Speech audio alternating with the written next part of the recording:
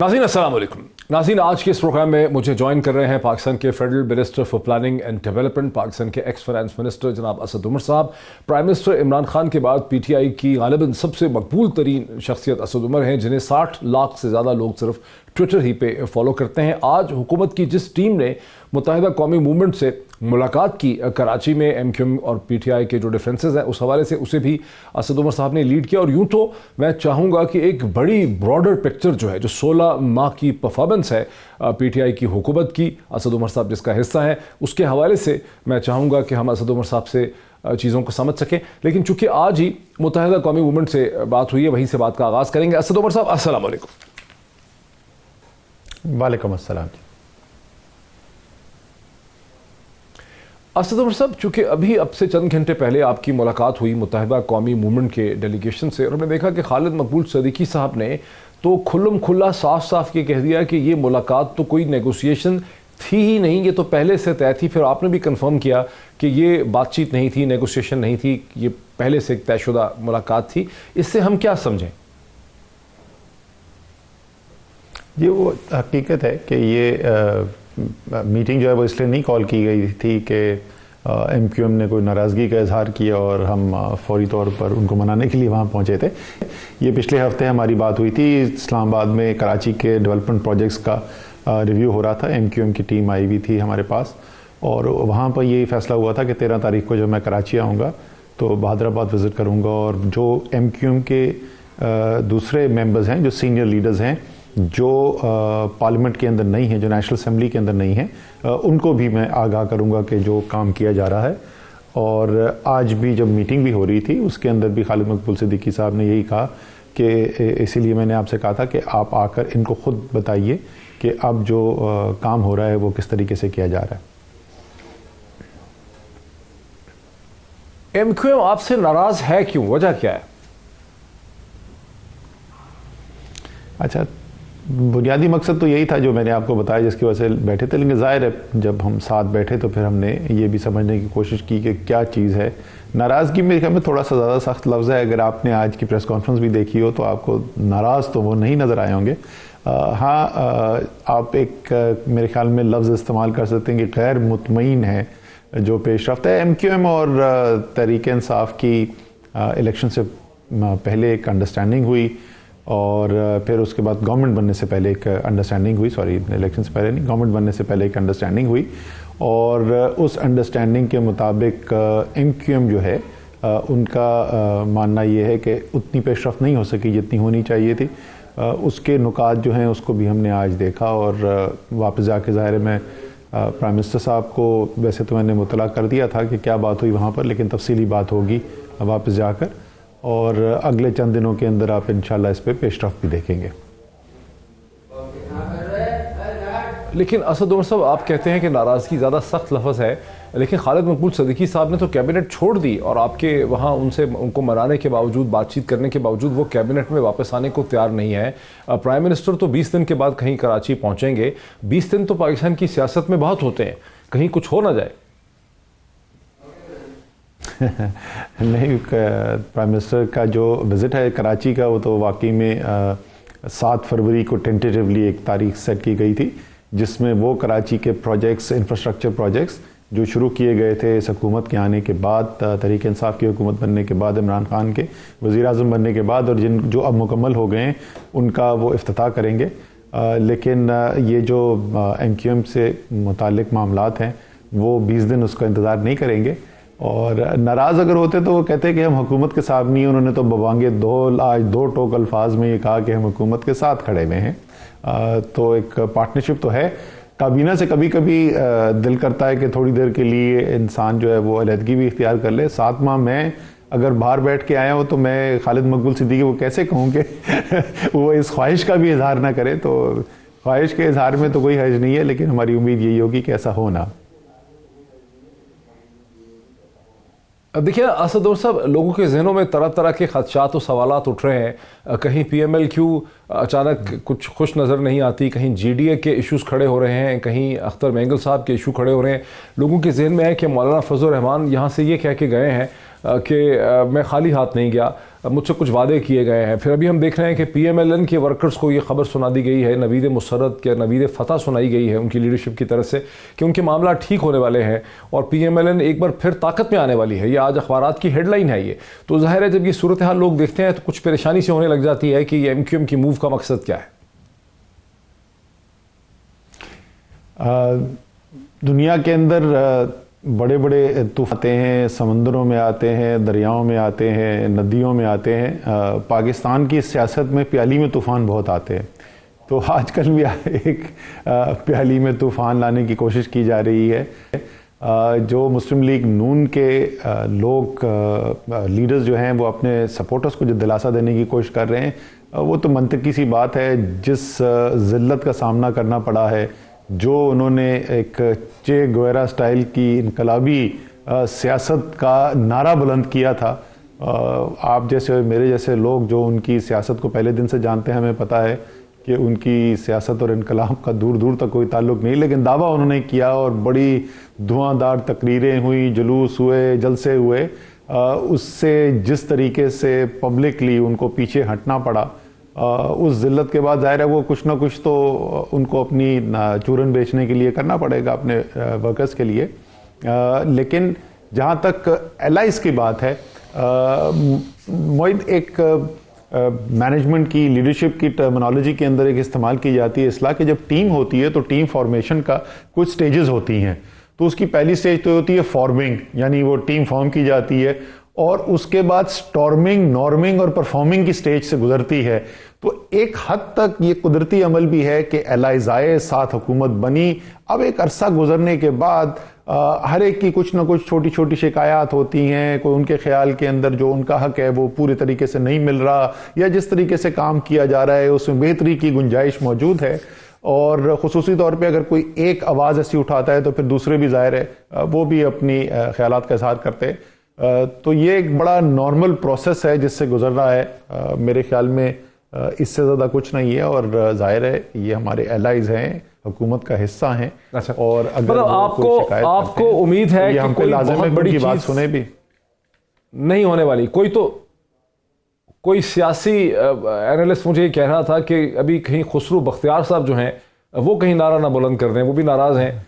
आप उनकी मिनिस्ट्री आपको दे दी गई है, वो कहीं नारा ना बुलंद कर दें कि चूंकि साउथ पंजाब पे काम नहीं किया हुकूमत ने 16 महीने, इसलिए हम तो अलग होने का सोच रहे हैं। तो कहीं अनरेवलिंग का प्रोसेस ना शुरू हो जाए, ये लोगों को धड़का लगा हुआ इस वक्त। सर ये इसमें धड़का नहीं है। मैं तो कहूँगा कि बहुत सारे लोग जो हैं वो इस ख्वाहिश का ज़रूर बड़ी शदीद ख्वाहिश रखते हैं कि ऐसा कुछ हो। फ़िलहाल उनके लिए जो है वो कोई अच्छी खबर नहीं है उनके लिए, तो फिलहाल थोड़ा सा इंतज़ार रखें। इंशाअल्लाह ताला ऐसा होगा नहीं। जैसे मैंने कहा कि अगर कोई एलाइज जो है हुकूमत का हिस्सा है, आपको लग रहा है कि अगले 4 हफ्तों में 6 हफ्तों में कुछ नहीं होने वाला? चाहिए कुछ होगा, बिल्कुल होगा, लेकिन बेहतरी के लिए होगा, खराबी के लिए नहीं होगा। अच्छा, हम अगर एक बड़ी पिक्चर की तरफ आ जाएं, ये एक ऐसी हुकूमत है जिसको अब 16 माह से ज़्यादा हो चुके हैं। आप इस हुकूमत के फाइनेंस मिनिस्टर भी रहे हैं, अब आप इसके प्लानिंग और डेवलपमेंट को आप इसके हेड कर रहे हैं। क्या आप समझते हैं कि 16 माह में आपकी इस हुकूमत ने क्या की अचीवमेंट्स की हैं? पहले तो उस पर आ जाएं, की अचीवमेंट्स क्या की हैं, ब्रेक थ्रूज क्या किए हैं?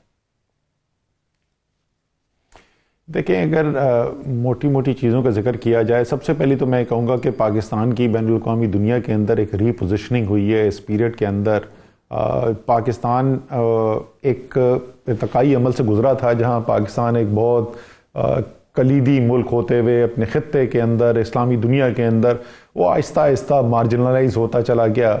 और आपने पिछले 15 माह के अंदर देखा है कि पाकिस्तान की एक अहमियत दोबारा उभर के सामने आई है, एक पाकिस्तान का इंडिपेंडेंट स्टैंड सामने आया है, और उसी से ये पोजीशन बनी है।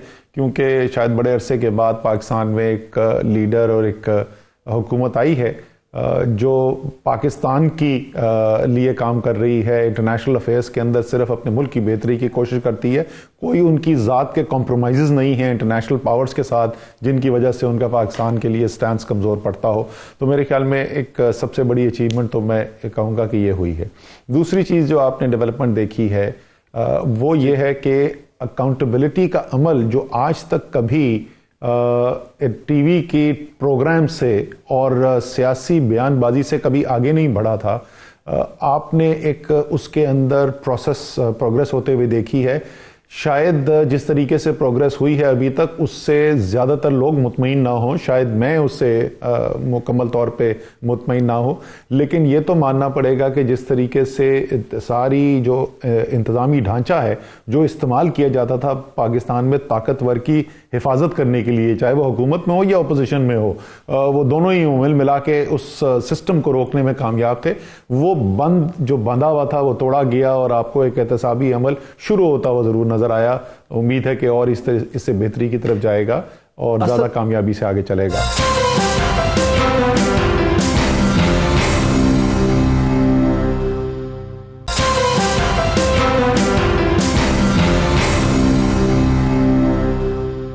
اسد عمر صاحب، فورن پالیسی میں تو آپ کی حکومت بڑی متحرک رہی، فورن منسٹر بھی، پرائم منسٹر بھی بڑے متحرک رہے فورن پالیسی میں. کوالالمپور کے ایک ریورسل کے علاوہ، کوالالمپور سمٹ کے ریورسل کے علاوہ تو فورن پالیسی بڑی بھرپور اور کامیاب رہی ہے، متحرک رہی ہے. لیکن نیب کا جو ایمینڈڈ آرڈیننس آیا ہے نیب کے قانون کا اس سال کے شروع میں، اس کے بعد بھی آپ یہ کہہ سکتے ہیں، اور جب کوئی کیس اپنے منطقی انجام تک نہیں پہنچا، نواز شریف صاحب آپ کو ایک کہانی سنا کے پلیٹلیٹس کی، آپ نے خود کہا کہ وہ ایک چورن بیچی، انہوں نے آپ کو تھوڑی دیر پہلے آپ چورن کی بات کر رہے تھے، انہوں نے آپ کو چورن بیچی. آج پرائم منسٹر نے ان کی تصویریں دیکھی ہیں، ہوٹل میں زبردست قسم کا وہ لنچ کر رہے ہیں، تو پرائم منسٹر نے بھی فون کیا ہے ہیلتھ منسٹر کو، یاسمین راشد صاحبہ کو، کہ بھائی معلوم کریں، ان کی رپورٹس منگوائیں. تو وہ آپ کو چورن بیچ کے پلیٹلیٹس کی چلے گئے، تو اور باقی سب بھی کسی نتیجے پہ نہیں پہنچے. تو آپ یہ کیسے کہہ رہے ہیں کہ اکاؤنٹیبلٹی کا پروسیس آگے بڑھا ہے؟ میں تو آپ کو خود موید یہ بات میں نے خود کہی تھی کہ زیادہ تر لوگ شاید مطمئن نہ ہو، اور ساتھ میں نے یہ کہا تھا شاید میں مطمئن نہ ہوں کہ جس طریقے سے ہونا چاہیے تھا وہ پروسیس مکمل طور پہ ایک بہترین پروسیس چل رہا ہے، وہ صورتحال میں نہیں پہنچے. لیکن ہم وہاں پر تو پہنچے ہیں جہاں پر آپ کو احتسابی عمل شروع ہوتا ہوا نظر آیا ہے، چاہے وہ اپوزیشن کے لوگ ہوں یا وہ حکومت کے ارکان ہوں. 2 سٹنگ منسٹرز حکومت کے، ہمارے پروونشل گورنمنٹ کے، ان کو اس احتسابی عمل کا سامنا کرنا پڑا، وہ زیر حراست رہے. ظاہر ہے ان کو یہ شکایت ہے کہ وہ کیسز ان کے خلاف ٹھیک نہیں تھے، لیکن ایک احتسابی عمل شروع تو ہوا. وہ تو ٹی وی پروگرام سے، ٹاک شو سے اور سیاسی جلسے سے آگے نہیں بڑھتا تھا، اور یہ چلے گا آگے، یہ چلتا نظر آتا ہے. میرے خیال میں بڑے، آپ کو پتا ہے میں بہت بڑی باتیں نہیں کرتا، میں ذرا محتاط بات کرتا ہوں، لیکن جتنا میں عمران خان کو جانتا ہوں، یا احتساب کا عمل آگے چلے گا یا عمران خان نہیں ہوں گے. عمران خان کے ہوتے ہوئے احتساب ختم ہو جائے یہ ممکن نہیں ہے، یہ تو آپ مجھ سے لکھوا لیجئے. ہو سکتا ہے کہ کوئی سٹیپ نیگیٹو ہو جائے. جہاں تک اس کی نیب لاء میں جو امینڈمنٹ کی گئی ہے، میرے خیال میں وہ نیب لاء کی امینڈمنٹ جو ہیں ان میں کوئی ایسی چیز نہیں ہے جو پاکستان کے طاقتور ترین لوگوں کا احتساب کرنے سے نیب کو روکتی ہو. نیب کے قانون کے اندر ابھی بھی بے تحاشا طاقت موجود ہے، اور اگر ظاہر ہے انہوں نے کوشش بھی کی ہوگی، لیکن میرے خیال میں نیب کے جو چیئرمین ہیں اور ان کے جو باقی لیڈرز ہیں وہ بھی اس بات کا شاید اس پہ اتفاق کریں گے کہ ان کی جو پروسیکیوشن کی ٹیم ہے اس کو اور اسٹرینتھن کرنے کی ضرورت ہے، انویسٹیگیٹو کیپیبلٹیز جو ہے ان کو اسٹرینتھن کرنے کی ضرورت ہے. اسد عمر صاحب، لیکن پرائم منسٹر نے اور آپ کی تمام کیبنٹ نے احتساب کا ذکر تو بہت دفعہ کیا، پرائم منسٹر نے اس کے حوالے سے پوزیشن تو بہت لی، ان کی نیت پہ بھی کسی کو شک نہیں ہے. لیکن یہ بھی تو ایک حقیقت ہے کہ یہ پرانے کیسز تھے جو نیب نے بنائے تھے، اور نیب جو ہے وہ خاصا خود مختار ادارہ تھا، اس کے اوپر کوئی عملاً practically prime minister Imran Khan کو کوئی کنٹرول نہیں تھا، وہ ایف آئی اے کی طرح نہیں تھا. تو آپ کی حکومت نے تو کوئی کیسز نہیں بنائے، نہ کسی کو پکڑا کامیابی سے، نہ پروسیکیوٹ کیا، اور نیب پہ آپ کو کنٹرول نہیں تھا، تو آپ اس کا کریڈٹ کیسے لے رہے ہیں؟ بالکل صحیح آپ کہہ رہے ہیں کہ نیب ایک خود مختار ادارہ ہے، وہ اپنے فیصلے خود کرتے ہیں، اور وہ جو کئی فیصلے کرتے ہیں وہ حکومت کو نہیں پسند آتے. لیکن کچھ تو بدلا کہ یہی نیب تھی اور یہی قانون تھا اور یہی کیس تھے، اور کوئی پیش رفت نہیں ہوتی تھی، اور پچھلے 16 ماہ کے اندر پیش رفت ہونی شروع ہو گئی. اور اس کی وجہ میں نے آپ کو بیان کی نا کہ یہ تو بالکل صحیح ہے کہ ہم نے کوئی پولیٹیکل وکٹمائزیشن تو نہیں کی. عمران خان نے تو کسی کی لیٹر آف اریسٹ جو ہے سائن کر کے اپنے اپوننٹس کو اندر بند نہیں کرایا. انہوں نے صرف اتنا کیا کہ جو ادارے ان کی مدد کرنے کے لیے کام کر رہے تھے. جو وہ لوگ جنہوں نے پاکستان کو لوٹا تھا وہ ان کے دفاع کے لیے لگے ہوئے تھے, بجائے اس کے کہ ان کی پروسیکیوشن کا کام کیا جائے. ان کو انہوں نے پاکستان کی عوام کے لیے اور پاکستان کی ٹیکس پیئر کے کام کے لیے لگا دیا, نہ کہ پاکستان کے حکمرانوں کے دفاع کے لیے. صرف اتنی سی تبدیلی کی, اور ظاہر ہے ایک ماحول بنتا ہے, ایک ایٹیٹیوڈ ہوتا ہے. نیب کے اوپر عمران خان نے الزامات نہیں لگائے جب ان کے اپنے لوگوں کے اوپر احتسابی عمل کیا گیا, اس کو بھی انہوں نے خاموشی سے ایکسپٹ کیا جس طریقے سے اپوزیشن کے ہو رہا تھا. سو کچھ نہ کچھ تو عمران خان نے اور اس حکومت نے مختلف کیا, ورنہ یہی نیب تھی اور یہی کیسز تھے. بالکل آپ درست کہہ رہے ہیں, یہ تحریک انصاف کے بنائے ہوئے کیسز نہیں ہیں, یہ پرانے کیسز ہیں بنے ہوئے. لیکن میرے خیال میں اتنا کریڈٹ تو دینا پڑے گا آپ کو کہ کچھ نہ کچھ کنٹریبیوشن ضرور کی.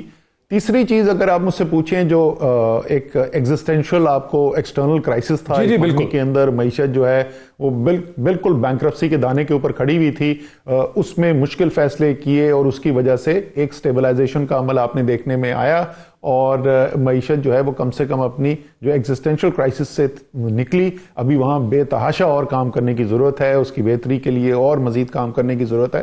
لیکن کم سے کم وہ جو صورتحال تھی جہاں ہمیں یہ نہیں پتہ چلتا تھا, ایک بہت بڑے اکانومسٹ ہیں پاکستان کے, میں تو ان کو نمبر 1 اکانومسٹ مانتا ہوں پاکستان کا, وہ انڈیپینڈنٹ اکانومسٹ ہیں, ہماری حکومت کے پر تنقید بھی کافی کرتے ہیں. مجھے یاد ہے شروع میں حکومت بنی ہوئی تھی تو انہوں نے پرائم منسٹر کے ساتھ میٹنگ کے لیے آئے ہوئے تھے, تو وہ پرائم منسٹر کو کہتے ہیں مجھے تو یہ نہیں سمجھ میں آتی جتنے برے حالات ہیں اس وقت اکانومی کے, جتنا بڑا ڈیفالٹ کا تھریٹ ہے, اسد کو رات نیند کیسے آتی ہے.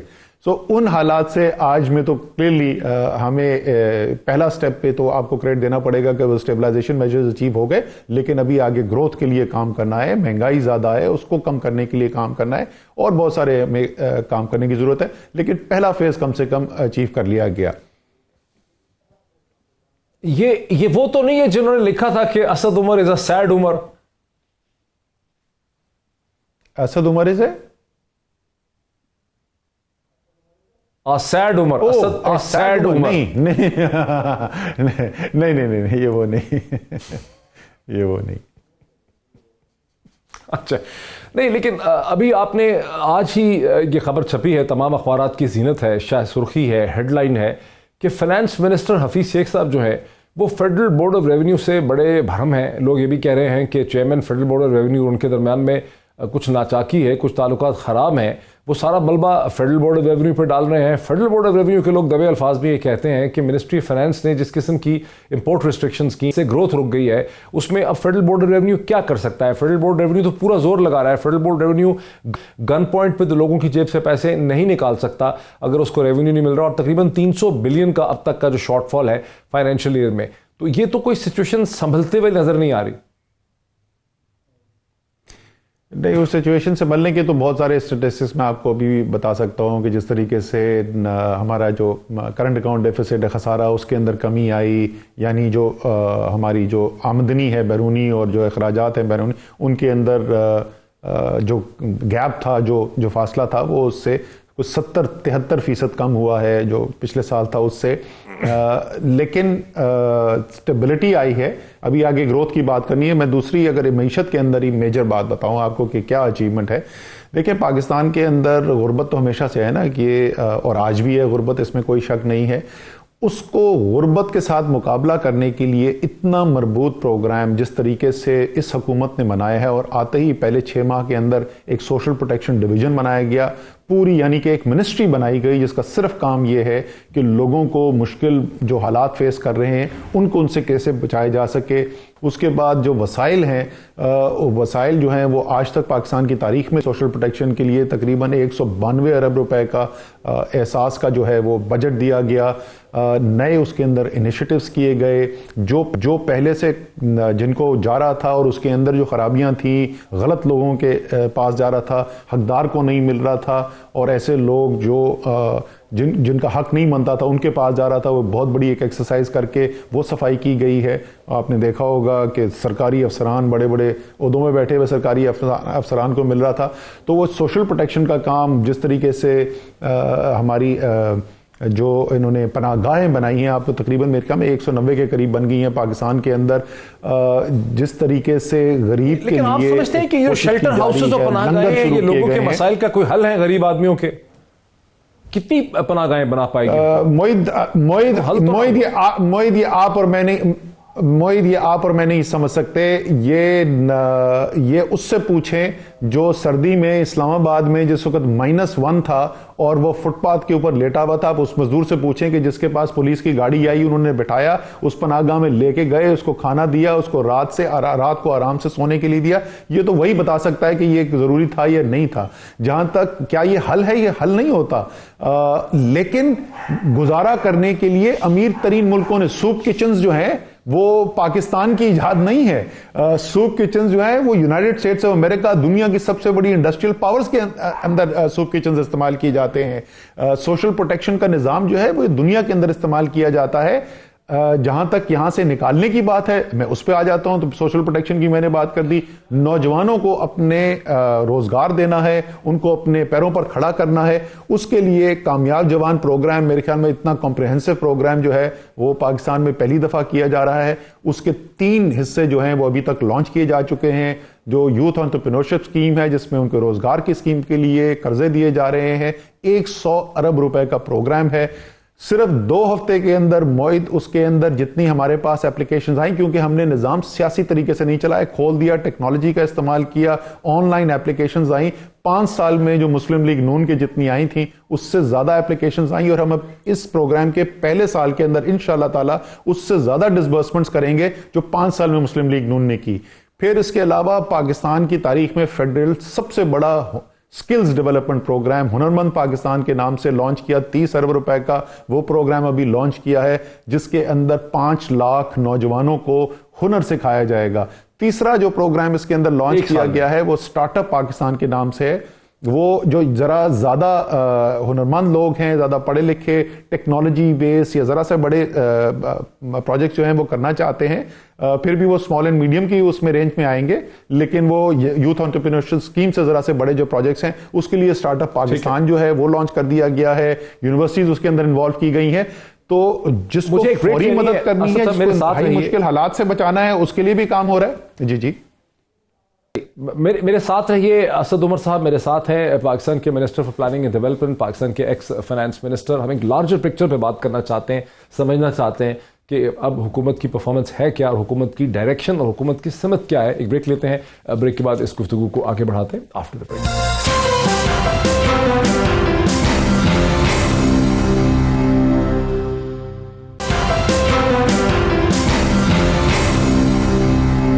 नाज़रीन वेलकम बैक। मेरे साथ हैं पाकिस्तान के federal minister for planning and development, Pakistan के एक्स फाइनेंस मिनिस्टर जनाब असद उमर साहब। असद उमर साहब, बात को आगे बढ़ाते हैं। एक बड़ा इंपॉर्टेंट जो क्वेश्चन है, मैं बाकी चीज़ों में फिर भी आऊँगा, वो ये है कि आप जब फाइनेंस मिनिस्टर जो आपका टाइम पीरियड है, उस टाइम पीरियड में आप क्या समझते हैं कि आपकी मेन कंट्रीब्यूशन और अचीवमेंट क्या थी और कहाँ पे आप नाकाम हो गए? क्या आप करना चाहते थे जो आप नहीं कर पाए और क्यों नहीं कर पाए? अच्छा, जो सबसे बड़ा तो जाहिर है जिस पीरियड की हम बात करें वो क्राइसिस का पीरियड है। उस क्राइसिस के पीरियड के अंदर जो है हमने एक स्टेबिलिटी हम लेके आए इकोनॉमी के अंदर, और एक जो डिफॉल्ट हम देख रहे थे उसको हमने अवर्ट किया। और ये उसके साथ साथ हमने IMF के साथ नेगोशिएशंस भी किए। लेकिन क्योंकि हमने अपने लिए स्पेस क्रिएट कर ली थी उस IMF की नेगोशिएशन के अंदर, हमें टाइम मिला। हमने जो इकदामात किए थे उनके रिजल्ट्स हमने उनके सामने रखे, और उसके नतीजे में हमें एक ऐसा IMF प्रोग्राम साइन करने में मदद मिली। और वो आखिरी चीज़ मैंने वही की थी। मेरा वाशिंगटन का दौरा जो है उसके अंदर हमने क्लोज की थी IMF के साथ एग्रीमेंट, और उसके अंदर हम वो शराइत मनवाने पर तैयार हुए, पे कामयाब हुए, जो IMF उससे 3 या 4 माह पहले नहीं मान रहा था। तो मुझसे अगर आप पूछे सिंगल हाईलाइट तो वो होगी।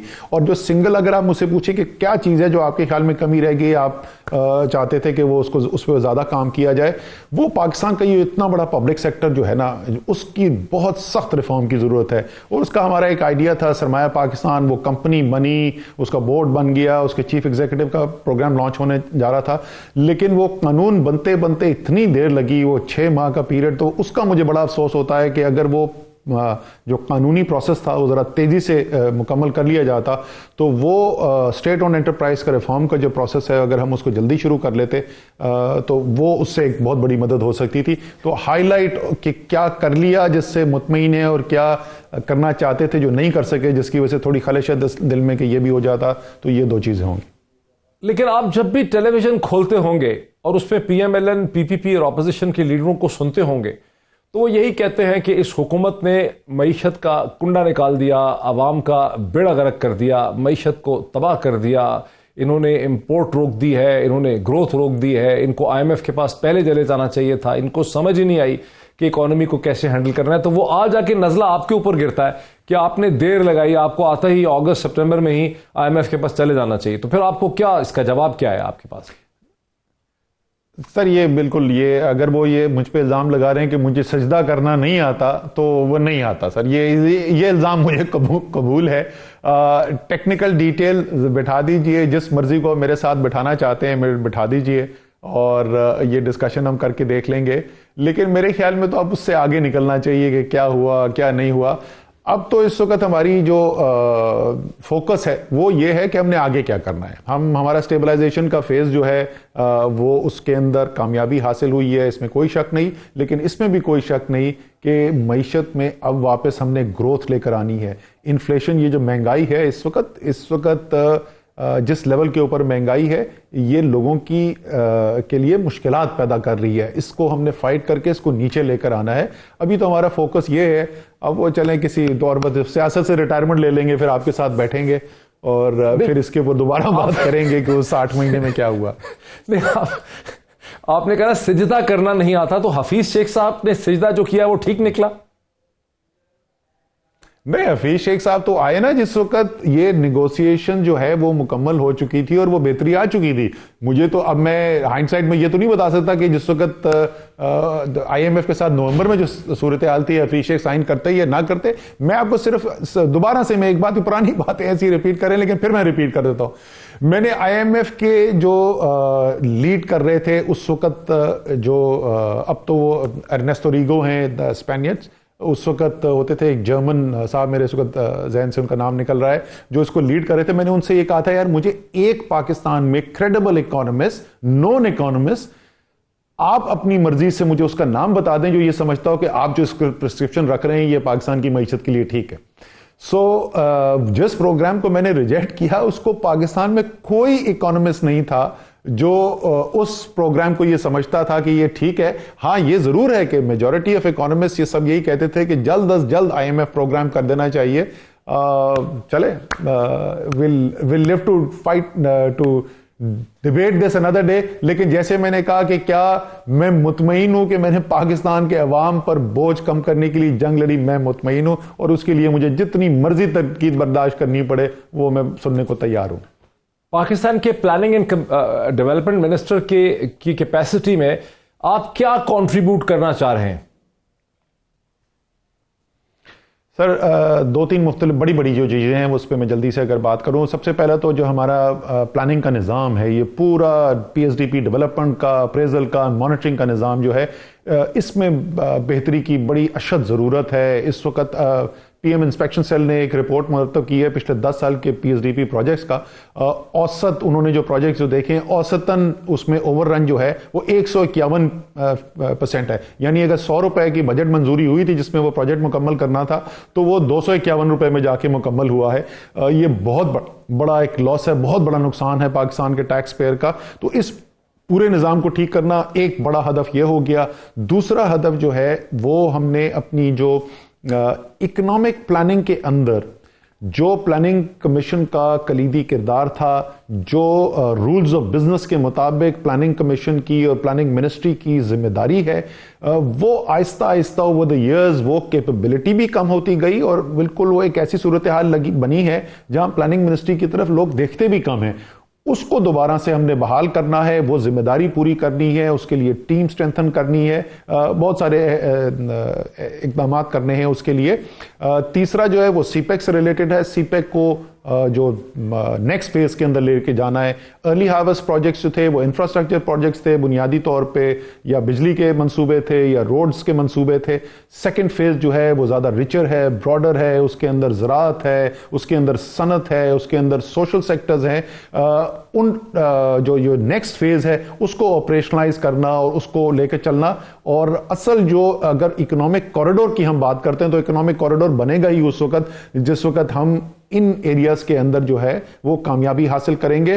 اور آخری اگر آپ مجھ سے پوچھیں کہ کیا اس کے اندر ہوگا, جو اسپیشل انیشیٹوز کا جو میرا حصہ ہے جس کے اندر 3 چیزیں جو ہیں وزیر اعظم نے میری ذمہ داری لگائی ہے, جس میں تو ایک تو بڑی اسپیسیفک ہے اسلام آباد ماسٹر پلان کی, وہ ہم نے مکمل کرنا ہے. لیکن 2 بڑی چیزیں, کامیاب جوان پروگرام, عمران خان آج وزیر اعظم ہیں اور اسد عمر آج پلاننگ منسٹر ہیں اس ملک کے, کیونکہ پاکستان کے نوجوان نے یہ تحریک کے جو سب سے آگے جو چلے ہیں, جو تحریک کو لے کر چلے ہیں, وہ پاکستان کے نوجوان تھے. ان کی ذمہ داری پوری کرنی ہے. اور ایک زبردست عثمان ڈار بہت اچھا کام کرتے رہے, اسپیشل اسسٹنٹ جو ہیں پرائم منسٹر کے یوتھ افیئرز کے لیے.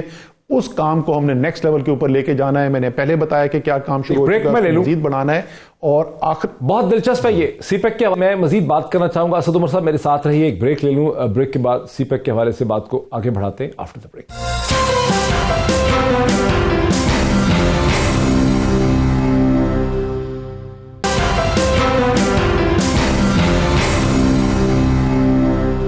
ناظرین ویلکم بیک. میرے ساتھ ہیں اسد عمر صاحب, پاکستان کے minister for planning and development, Pakistan کے x finance minister. Asad Umar صاحب, آپ نے ذکر چھیڑا, سی پیک کی طرف بات آ گئی. سی پیک کے ساتھ جو اسپیشل اکنامک زونز 9 کی بات ہوئی تھی, اس میں سے ایک اکنامک زون جو ہے وہ 3 جنوری کو اس کی گراؤنڈ بریکنگ کی ہے. پرائم منسٹر نے, آپ بھی وہاں پر تشریف لائے تھے, فیصل آباد کے قریب, جسے علامہ اقبال انڈسٹریل سٹی کہا جا رہا ہے, جو کہ ایک پبلک پرائیویٹ پارٹنرشپ ہے, جہاں پہ فیصل آباد investment and economic development company اور پنجاب گورنمنٹ نے مل کر یہ چیز اچیو کی ہے. لیکن اسی قسم کے پروجیکٹس جو ہیں وہ سندھ میں بھی تھے اور خیبر پختونخوا میں تھے. چلیں, سندھ کا الزام آپ پہ نہیں ہے, لیکن خیبر پختونخوا کے 2 پروجیکٹ تھے, رکا شاہی ہے میرا خیال ہے, ان کا تو کچھ ہو ہی نہیں سکا, وہ تو گراؤنڈ بریکنگ کے قریب بھی نہیں آئے. اس کو کیسے آپ ایکسپلین کریں گے؟ نہیں, ایسا نہیں ہے. دونوں کے اوپر پیش رفت ہو رہی ہے جی. جو 3 سب سے ایڈوانس تھے وہ ایک علامہ اقبال ہے, دوسرا جو ہے وہ دھابے جی سندھ کے اندر ہے, اور تیسرا جو ہے وہ رشاکئی خیبر پختونخوا کے اندر ہے.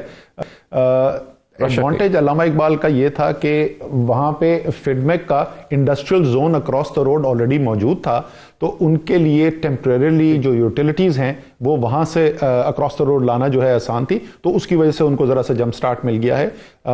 دھابے جی پہ سندھ حکومت جو ہے وہ اس پہ کام کر رہی ہے اور بڑی اچھی پیش رفت ہو رہی ہے اس کے اوپر. اسی طریقے سے خیبر پختونخوا حکومت جو ہے رشاکئی کے لیے, رشاکئی کا ماڈل ڈفرنٹ ہے. رشاکئی میں چائنیز ڈیولپر ہے اور اس وقت ایک ڈیولپرز ایگریمنٹ جو ہے وہ فائنلائز کیا جا رہا ہے, جو بنیادی بیڈ سٹون ہے جس کی بنیاد کے اوپر پھر آگے پروجیکٹ نے چلنا ہے.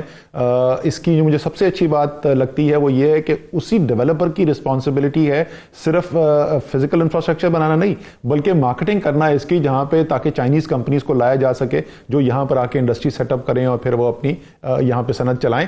تو اس کے اوپر بھی کام ہو رہا ہے. ہم نے ٹارگٹ یہ سیٹ کیا تھا کہ اس فسکل ایئر کے اندر جو 19-20 کا جو مالی سال ہے, اس کے اندر یہ 3 اسپیشل اکنامک زونز کا افتتاح کیا جائے, اور انشاءاللہ تعالی امید ہے کہ یہ تینوں اس سال افتتاح ہو جائیں گے. اچھا, رشاکئی کا جو ہے, کیا اس سال میں رشاکئی اور دھابا جی جو ہیں ان کی گراؤنڈ بریکنگ ہو جائے گی اگلے چند مہینوں میں؟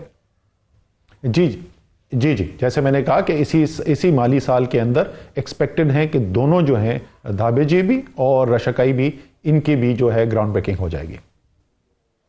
اچھا, آپ چونکہ موجود تھے اوکیزن میں, آپ کو یاد ہوگا کہ فیڈمیک کے جو ٹیم ہے اس نے آپ سے یہ مطالبہ کیا پرائم منسٹر سے کہ یہاں پر ایک انٹرچینج جو ہے M3 M4 کے درمیان, جہاں پنڈی بھاٹیا کا انٹرچینج ہے, یہاں ایک اور انٹرچینج بھی ہونا چاہیے, اور یہاں M4 اور M3 کو اگر لنک کر دیں ایک اچھی ایکسیس روڈ سے, لنک روڈ سے, تو اس سے بھی انڈسٹریل اکنامک ڈیولپمنٹ میں بڑی مدد ملے گی. اس پہ کوئی پروگرس کریں گے آپ؟ जी, अभी जो अगले साल का PSDP है उसके अंदर हम इसको ज़रूर कंसिडर करेंगे। ज़ाहिर है इंफ्रास्ट्रक्चर नीड्स बहुत सारी हैं इस वक्त पाकिस्तान के लिए। इसी तरीके से बलूचिस्तान का स्पेशल इकोनॉमिक जोन जो है उसमें फैसला ये किया गया था कि एक तो क्वेटा के पास जो है वो स्पेशल इकोनॉमिक जोन बनना है, लेकिन बलूचिस्तान के चीफ मिनिस्टर ने ये, जब मैं फाइनेंस मिनिस्टर था उस वक्त की बात है, मैं क्वेटा गया हुआ था, तो उन्होंने कहा था कि इसको फौरी स्टार्ट करने के लिए जो लजबेला इंडस्ट्रियल जोन है उसको SEZ का दर्जा दे दिया जाए, जो इन प्रिंसिपल हमने उसका अप्रूवल कर दी है। तो एक हमने ये कराची से लेकर हब तक जो है वो भी रोड इंफ्रास्ट्रक्चर हमने इम्प्रूव करना है ताकि जो माल की तरसील है वो उसमें आसानी आ सके, और ये लजबेला का इंडस्ट्रियल जोन जो है उसको तेज़ी से फिर डेवलप किया जा सके। इसी तरीके से वहाँ पर बिजली लेकर आनी है, नेशनल ग्रिड के साथ उसका कनेक्शन करना है। तो ये इंशाल्लाह ताला ये वाला जो है लजबेला वाला भी जो है कोशिश करेंगे, 100% पक्का नहीं है कि इसी माली साल में, बट 2020 के अंदर जो है चारों सूबों के अंदर स्पेशल इकोनॉमिक जोन शुरू हो जाएंगे। आपकी गवर्नमेंट को मसलसल कोई बड़ा प्रोजेक्ट चाहिए ताकि लोगों को दिखा सकें अचीवमेंट में। BRT हर 4 महीने के बाद 6 महीने आगे चला जाता है पेशावर का प्रोजेक्ट। क्या हम उम्मीद रखते हैं कि अगले चंद माह में ये ऑपरेशनल हो पाएगा?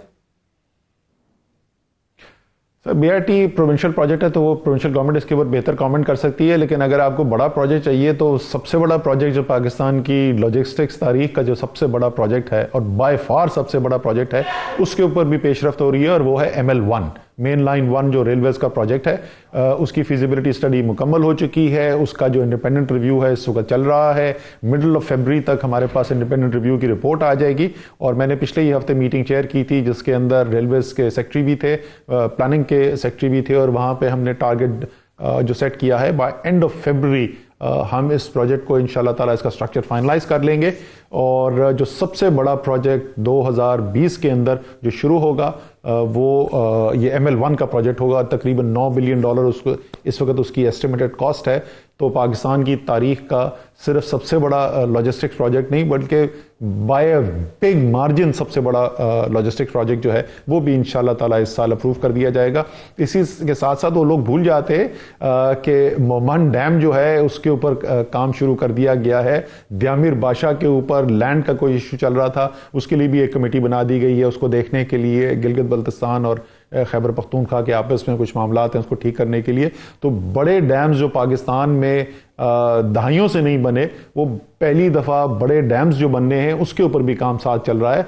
तो पाकिस्तान का तरक्याती जो लैंडस्केप है अगर आप देखें जो हमारे पास है वो माशाल्लाह जो है वो बहुत बड़ा है। आखिरी चीज़ मैं जल्दी से बोल दूं कि हुकूमत के पास क्योंकि वसाइल तरक्याती मंसूबों के लिए लिमिटेड है, इसलिए बहुत ज़रूरी है कि प्राइवेट सेक्टर की जो इन्वेस्टमेंट है उसको पूरी तरीके से मोबिलाइज किया जाए। तो उसके लिए जो खुसूसी एक इदारा था पब्लिक प्राइवेट पार्टनरशिप अथॉरिटी, उसको फुल्ली फंक्शनल बना दिया गया है। पहला बड़ा प्रोजेक्ट जो है हमने PPP अथॉरिटी से, मैं उसका चेयरमैन भी हूं उस अथॉरिटी का, हमने अप्रूव कर दिया है, जो 200 अरब रुपए से ज्यादा का सक्खर हैदराबाद जो मोटरवे है और उससे पूरा कराची से लेकर पेशावर तक मोटरवे का हमारा नेटवर्क कंप्लीट हो जाएगा।